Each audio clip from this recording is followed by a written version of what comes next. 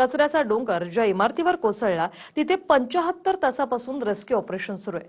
आतापर्यंत 6 कामगारांचा कचऱ्याच्या ढिगाऱ्याखाली कोसळून मृत्यू झाला। पण प्रश्न हा आहे की मृत्यूची जबाबदारी कोणाची? आता तर वेस्ट टू एनर्जी प्रकल्पाची इमारतीचं बेकायदेशीर ही इमारतच असल्याचं समोर आलेलं आहे। पाहूया।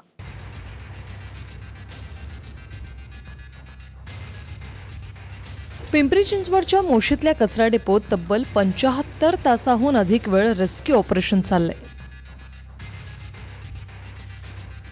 कचऱ्याच्या ढिगाऱ्याखालून आतापर्यंत 14 जणांना वाचवण्यात यश आलंय।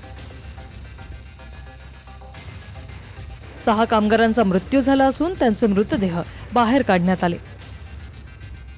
तर अजून 3 जण ढिगाऱ्याखाली असल्याची शंका आहे। 4 दिवसांपासून नातेवाईक याच परिसरात आहेत। ढिगाऱ्याखालून सुखरूप आपला मुलगा पती बाहेर येईल अशी आस लावून हे नातेवाईक बसले। मात्र ढिगाऱ्याखालून काढल्यावर न सांगताच थेट अँब्युलन्समधून रुग्णालयात नेत असल्याचा आरोप नातेवाईकांचा आहे। आतापर्यंत त्यांनी 2 ॲम्ब्युलन्स गेल्यात, मागच्या साईड नाही 2 गेल्यात, मी होतो तिथं 2 ॲम्ब्युलन्स गेल्यात, कारण मी तिथेच होतो। 2 ॲम्ब्युलन्स गेल्यात, यांचं काम होतं। नातेवाईक बसले, त्यांचा जीव टांगलेला लागलेला आहे, त्यांना न सांगता हे परस्पर तिकडे न्यायला लागले।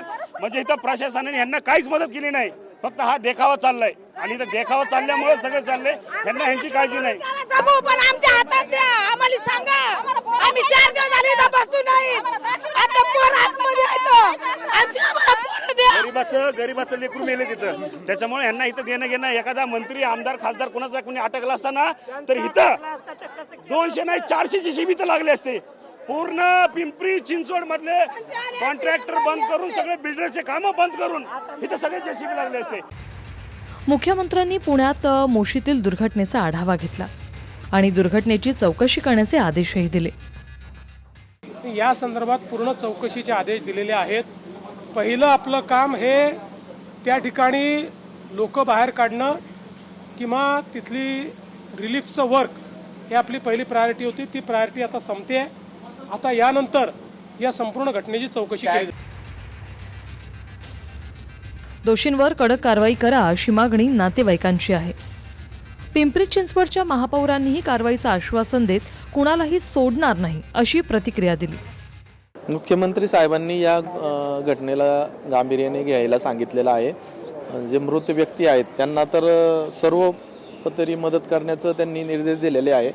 आधी आपण नागरिकांना बाहेर काढू, ते आपलं प्रथम कर्तव्य आहे। त्यानंतर संपूर्ण प्रकरणाची माहिती घेऊ आणि जे चुकीचं वाटत असेल त्याच्यावर कारवाई करू। 8 जुलैला मोशीत कचऱ्याचा डोंगर हा शेजारच्या इमारतीवर कोसळला। पिंपरी चिंचवडच्या मोशीत मोठा कचरा डेपो आहे। कचरा डेपोच्या शेजारीच वेस्ट टू एनर्जी प्रकल्पाची 3 मजली प्रशासकीय इमारत आहे। 8 जुलैला दुपारच्या सुमारास कचऱ्याचा डोंगर या इमारतीवर कोसळला आणि इमारत कोलमडली। आता धक्कादायक माहिती समोर आली। 3 मजली इमारतीच्या केवळ तळ मजल्यालाच परवानगी होती। वरच्या दोन्ही मजल्यांसाठी परवानगी न घेताच बांधकाम करण्यात आल्याचं समोर आलं। त्यामुळे परवानगी न घेता वरचे 2 मजले कसे चढवले हाही प्रश्न आहे आणि त्यातही 3 मजली इमारतीच्या बांधकामाच्या दर्जावरून सवाल आहे। त्यामुळे आतापर्यंत 6 कामगारांचे जीव गेले। महापालिकेने 10 लाख रुपये जाहीर केले आहेत आणि कंपनीने रुपये 25 लाख जाहीर केले आहेत। मी आपल्याला आश्वासन देतो की या सर्व बाबींची सखोल चौकशी आम्ही करणार आहोत। सखोल चौकशी करून मग जे कोण जबाबदार असतील, कोणतेही अधिकारी जरी जबाबदार असतील, कंपनी जबाबदार असेल, त्याच्या विरुद्ध जी कारवाई कायदेशीर कडक कारवाई करायची आहे ती केली जाईल। कंपनीने आम्हाला लेखी दिलेलं आहे। आता काल जी एक दुर्दैवी भावेशवाणीचे त्यांच्या पत्नीला आणि आईवडिलांना सुद्धा त्यांनी इमिजिएटली 10 लाख रुपये ट्रान्सफर केले आहेत आणि इन्शुरन्सची पण त्यांची प्रक्रिया चालू आहे। महापालिकेने 10 लाख आणि वेस्ट टू एनर्जी कंपनीने मृतांच्या नातेवाईकांना 25 लाखांची मदत जाहीर केली। पण फक्त मदतीने भागणार नाही, तर मृत्यूची जबाबदारी निश्चित होण्याची गरज आहे। सुनील थिगळे, TV9 मराठी, पिंपरी चिंचवड।